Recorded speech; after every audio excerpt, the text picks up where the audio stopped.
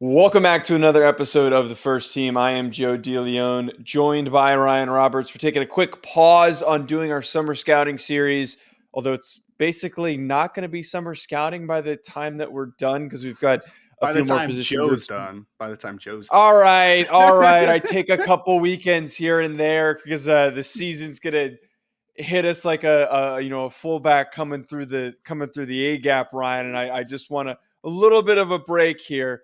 No, but in all seriousness, we want to talk about the Feldman's freak list that was released in its relation to the NFL draft, and then we're going to get back to summer scouting and we're going to wrap up. I think we've got safety, we've got wide receiver, and we've got quarterback, and then we're done.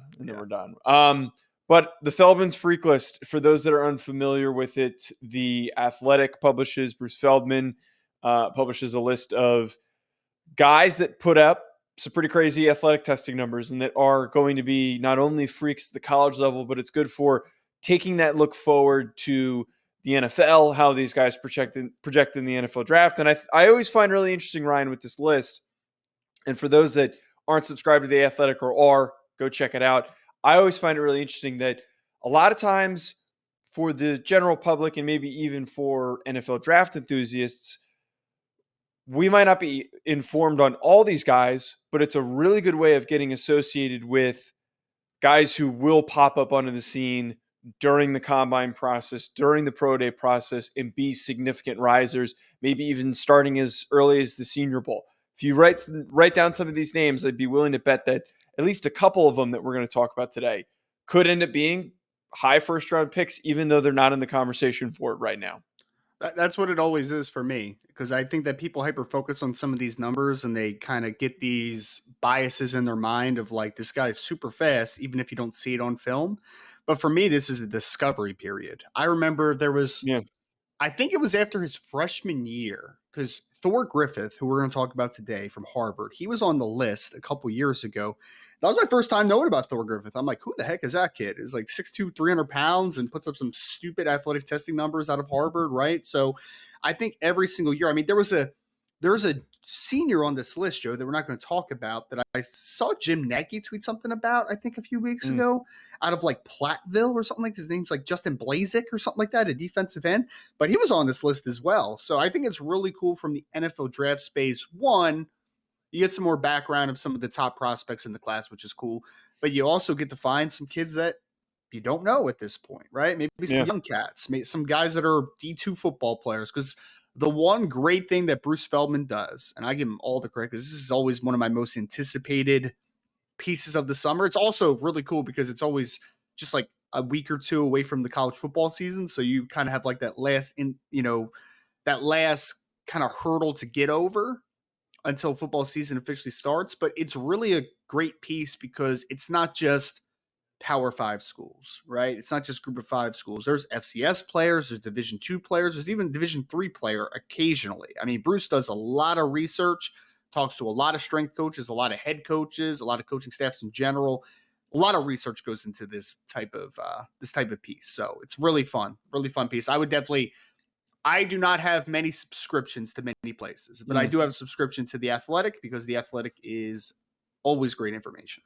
Make sure you check out Bet Online for all of your sports betting needs. For anything that I do betting related, I go on over to betonline.ag and I use promo code BELIEVE50. BetOnline has all of the latest updated odds for the NFL and college football seasons.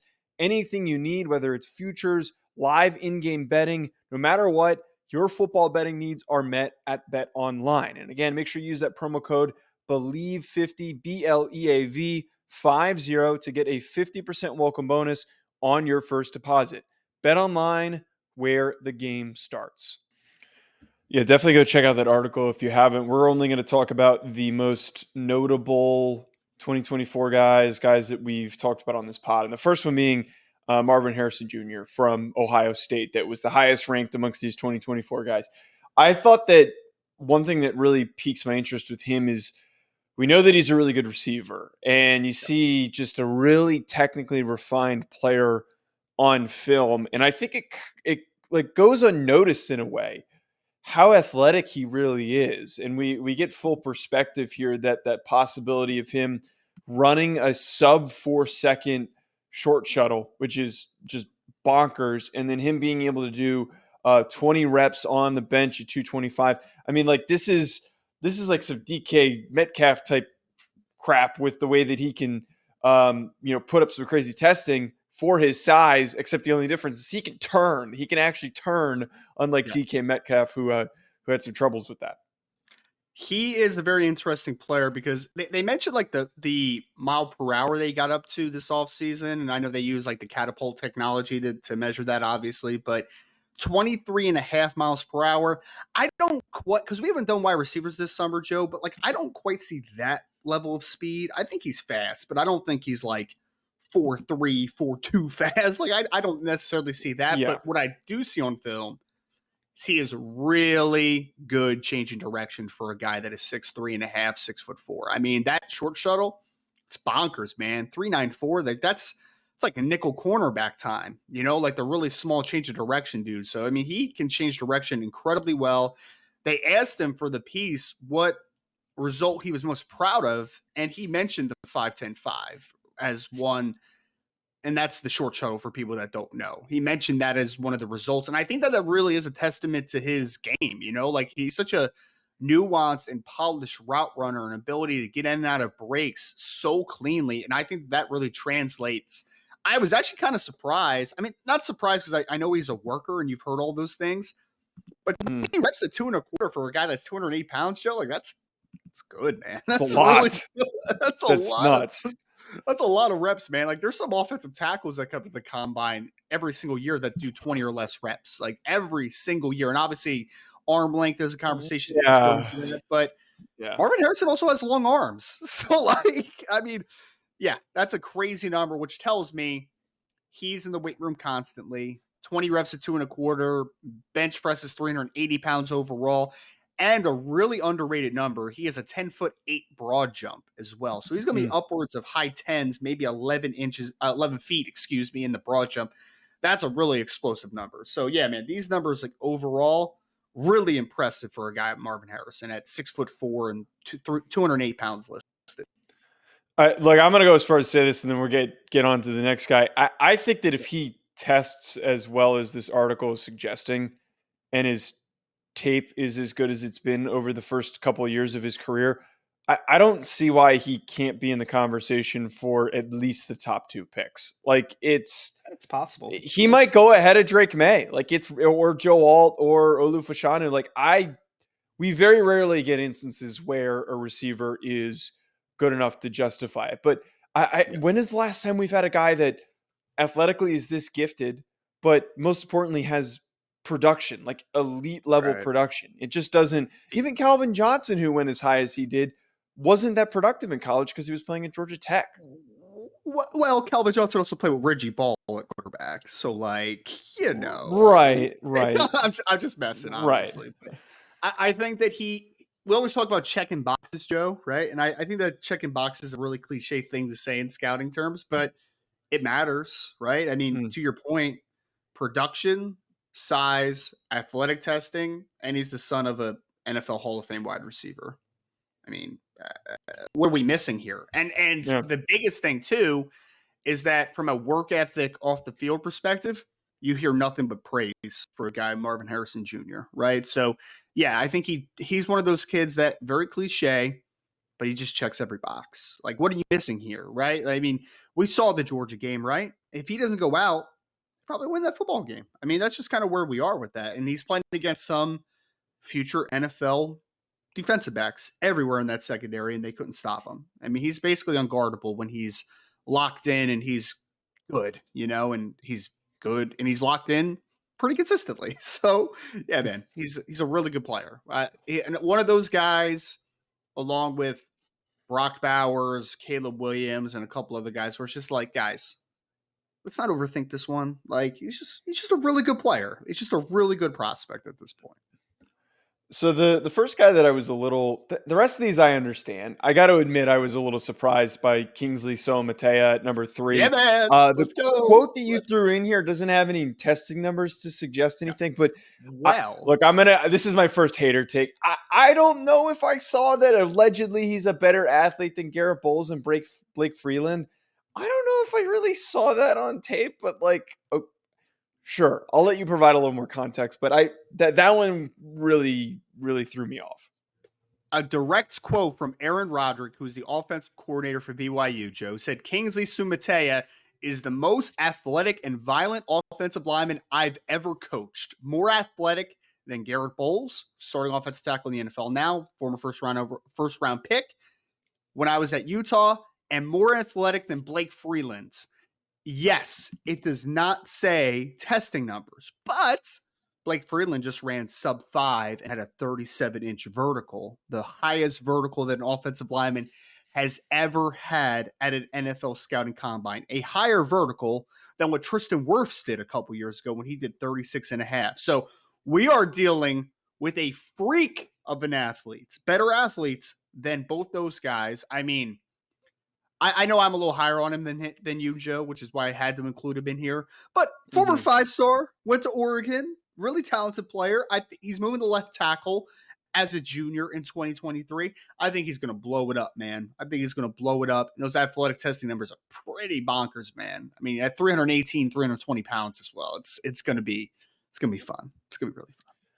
Because Garrett Bowles was a stupid athlete too. I'm trying to remember. Yeah. I mean, down. it's a really high ceiling for him to test better than Blake Freeland, and again, I'm not so sure if all of those numbers are going to hit, but still, Are you calling Coach Roderick a liar? Is that what you're doing? No, I'm not. I'm not. But I think he's just such a big athlete that it's easy to make that statement, and as long as his numbers are like good, it's a supported statement. The next on our list, and I was really excited that this guy was high up here, is Thor Griffith from Harvard. Yeah. He is somebody that we scouted for RPM. He is somebody who I have a draftable grade on. I think that the more people you talk to that are really in the weeds, they are slowly discovering and finding out more and more about Thor Griffith. And the guy is got great short area quickness, and the power is super tangible on film. He's not a big dude. Like, he's not like a 6'6" hulking mass. Like, he's probably he's listed at 6'2", but he's probably maybe 6'1" and change. He's listed at 320 pounds, but he is just stout as hell. And I was intrigued by the fact that he's thrown on here. And the 45 times on the bench is what is alleged. I could totally see that on film.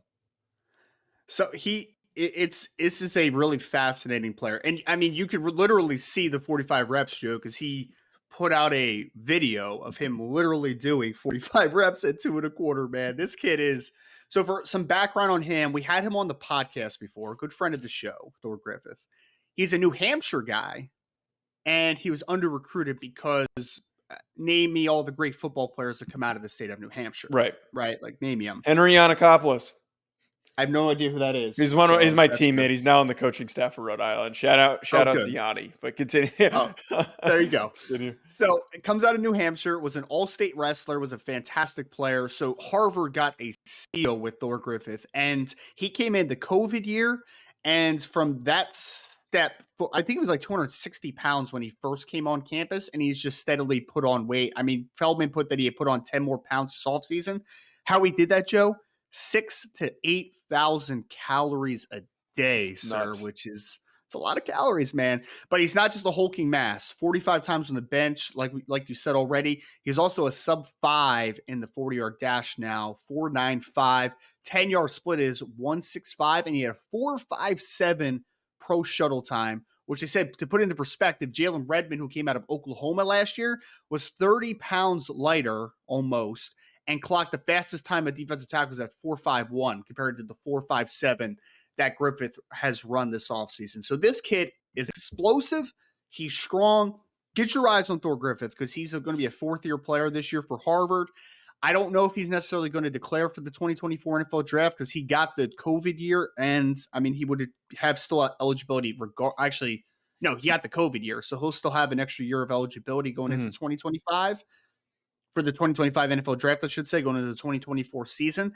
I wouldn't be surprised, Joe, if every school out there, because he's going to have a degree from Harvard pretty soon here, if there's a lot of schools that are like, hey man, you want to enter the portal? We can you can come You over don't think here he and play does? You don't football think he for a doesn't year. declare ahead of doing He that? could declare. He could declare, or he could be a guy that just goes back to school, or he could be a guy that is potentially poached by a bigger school. I mean, I think there's a We'll lot of see. realities that could happen for a guy like a Thor Griffith, but regardless, man, at 6'1", 6'2", 320 pounds, sub 5 in the 40 and 45 reps at 2.25, this kid is stupid explosive for his size. The next player, Cooper DeJean from Iowa. I wasn't super high on him in my corner rankings, but I got to admit, for a bigger corner, I did see the speed that is being put out there. That I don't know if he breaks the 4.3 range, but I absolutely see a guy that is going to run in that 4.3, 4.4 range at the very least. Like, he's great linear athlete. Maybe not the best at change of direction, but that close down speed is going to be one of the best numbers amongst any of these cornerbacks in the 2024 NFL draft. This was a fun one because Jordan Llewellyn, who had trained him, is actually a guy that I know I've talked to in the past. We follow each other on X. Are you calling it X yet, or are you still calling it Twitter? I You still call refuse it to call it Twitter, X? and I'll give it like another year. Okay, sounds good. Yeah, it has to have some longevity, I guess. So these numbers, Joe, though, are insane if true. I mean, even if he runs in the 4.3s, like forget about breaking 4.3, like Llewellyn said in this piece. If he runs 4.3 something at 210 pounds, that's stupid, man. Like, that's dumb. There's not many guys that can do that. I mean, that is, and there is some, there are some track and field numbers to back it up. I mean, he was a 23.7 long jumper. So he's got explosiveness to him. Great quote. He said his acceleration is, this was Llewellyn talking about DeJean. He said his acceleration is incredibly fluid and super powerful. He's the best athlete I've seen in person, pound for pound. And that is Llewellyn, who I believe he played football at Georgia Tech, if I remember Oh, correctly. wow. So he's been in the ACC. He's Yeah. played with some good football players, obviously, and he trains a lot of great athletes. So with that in mind, there was expectation that Cooper DeJean is going to test incredibly well, which we should see. Dante Corleone was another player that you were really Yeah. high on, and I was a little iffy on, but the power is something that was noticeably tangible in film. I'm excited by the fact that he's being considered to have the best short shuttle time. Who it was compared to Keanu Benton, who we were really high on last year, who ran a 4.65, and Corleone from Cincinnati. If he can move as quick as he's being talked up, like, that's some really good feet. And then just in general, man, the power that was referenced here: 485 pounds on the bench, 605 on the squat, 700 on the deadlift. That is a strong ass dude. That is going to be a hard mass to move in the middle of the Big 12 this year. I mean, there should be no surprise about these weight room numbers. I mean, the kid is incredibly strong. He can throw around some weight, so I'm not shocked. The shocking number is that he clocked over 18 miles per hour on the GPS this offseason, and the 468 Pro shuttle for a guy that Mm. is as big as him, as dense as he is, that's moving, man. So, yeah, I mean, we'll see what Dante's numbers are overall from a production perspective, because he's had pretty good production last year. I think he had like 40 something tackles, 6.5 tackles for loss, 3 sacks for a nose. It's pretty good numbers. But if he's able to test like this and put up these type of numbers and be a more productive player, I think we're talking about one of the top defensive tackles in 2024 class when it's all said and done, if he chooses to declare. Those numbers are even more impressive because the kid's only going to be a redshirt sophomore, right? Like, Yeah. he's going to be entering his third year in college. It's not like we're talking about a guy that's a fourth or fifth year senior at this point. Corleone's got some really impressive strength, though, which was highlighted a lot in this piece. Jared Verse, I feel like, is one of those guys that we already kind of knew that he was going to be a Yeah. crazy athlete. There's not really any numbers on here except for his strength numbers: squatting 555, benching 455. I'd love to know more about, like, what his 40 time is, what his short shuttle is, because he's crazy explosive. Like, he is a guy that just bursts in and out of cuts, bursts off the line of scrimmage, plus the intensity, which is what makes him just freakishly impossible to block. But at 260, man, the guy is just built perfectly to be a dominant edge rusher. And like, I still stand by it. I keep seeing some people that don't really think that Verse is the clear cut number one edge in the class. And then he might not be a top 10 pick, but I don't know. You can see the numbers and see the film and not see a top 10 pick. Yeah, he's another one of those players I think some people are just going to overthink a little bit. I mean, he ran 21.14 mile per hour in a game, not in a practice, in a game at 260 pounds. I mean, this kid, and again, you could see that on film. Like, you can go back to the Albany days and remember when he nearly hawked down Sean Tucker from the backside of a play. This kid's stupid fast, man. Stupid fast, strong. He's gotten he came in, I believe, to Albany at 210 pounds, 215 pounds, and now he's a hulking 260 pounds. And if you've seen his frame, like, he is a densely put together dude. So, yeah, no surprise that Jared Verse is on this list, man. He's a really good football player, and clearly he works his butt off. I want to hit on two more guys before we end up coming up on time here, before we wrap. Johnny Wilson. Man. Yeah, no, we're not going to get to all of them. Johnny, because there's already so many that we've gotten to. Johnny Wilson, 6'7", 240-pound receiver. He sounds like a tight end, but you watch him on film, this guy as a receiver, it is quite literally fits that description of a guy that looks like a power forward playing that receiver position. But we're talking about here the fact that he might jump over 35 and a half in the vert, 10 foot in the broad, that's crazy springy. And I admittedly haven't done like a full eval on him because we haven't gotten to receivers. If he can jump like that at that height, he's going to be a stupid jump ball threat, not only this year, but in the NFL when he gets there. The craziest number that we see, because 6'7", 239 is wild. Supposedly he has 36-inch arms, Joe. Let me ask you. That's insane. How many wide receivers in NFL history have 36-inch arms? Probably zero. Zero. The highest ever is Dallas Baker, who came out of Florida in 2007. At least in the last 25 years, he had 35 and 7/8 inch arms. So if he legitimately has 36-inch arms, that's the longest arms that we will ever see from a wide receiver, at least in our lifetime. So that's wild. The numbers, like, I find it hard to believe some of them, man. Like 35 and a half, I could believe. 10.5 broad, I could believe. I think he's decently explosive. But 21.23 at max acceleration, that's flying, man, for a 240-pound wide receiver. And he's got an 8'10" reach, which for like people that don't know what that means basically you stand still, you put your arm up, and he can touch 8'10". Like, that's nuts, man. That's absolutely nuts. So we're talking about a skyscraper playing football right now. So he's going to be an interesting eval because I admittedly have watched him, and there were some things I liked. There's a lot that I didn't. I mean, if we're being honest, like, I don't know. He's going to be a volatile draft prospect, I think, this year. Last one, somebody who's definitely not going to be volatile. Brock Bowers that I want to get to here. You sometimes just assume if you just see him standing up, not doing anything, this guy can't be that good of an athlete. Maybe he's just benefiting from being in a good system. No, he is going to be the best athlete amongst the tight ends in the 2024 NFL draft, which is pretty telling for where he's going to fit into the puzzle here. I've said, and I've gone as far as to say that he's my number one ranked prospect right now. But at 6'4", 240 pounds, there is a possibility this guy jumps a 10.2 in the broad. He has a 36-inch vertical, and then somewhere in the 4.5s. I saw faster on tape. I wouldn't be surprised if he doesn't kind of crack that 4.5 number, but still that 4.5 for a 240-pounder is phenomenal. You know why I included this one, Joe, outside of it just being Brock Bowers? It's the fact that 10.2, 36-inch verts, and a 4.5 something 40. I actually thought that those were kind of pedestrian for Brock Bowers. Like, I looked at him and I'm like, I think he could do better than all that, right? Like, on film, I don't know. Like, I looked at his numbers and I'm like, I actually thought they would be a little bit better. And not to say, like, those numbers are still awesome. Like, I'm not here saying, like, those aren't good numbers. Like, those are great numbers. But just this is more of a compliment to Brock Bowers on film, is that I looked at those numbers and I'm like, I think Brock could outdo all those numbers. Like, he's a 4.4 something athlete, in my opinion. I would be shocked if he didn't have like a 38-inch vert, a 10.5 broad. Like, he's going to put up some stupid numbers. So I actually think that this could end up underselling him as far as these numbers that are put out there. I think he's going to do even better than what we see on the Feldman's Freak List.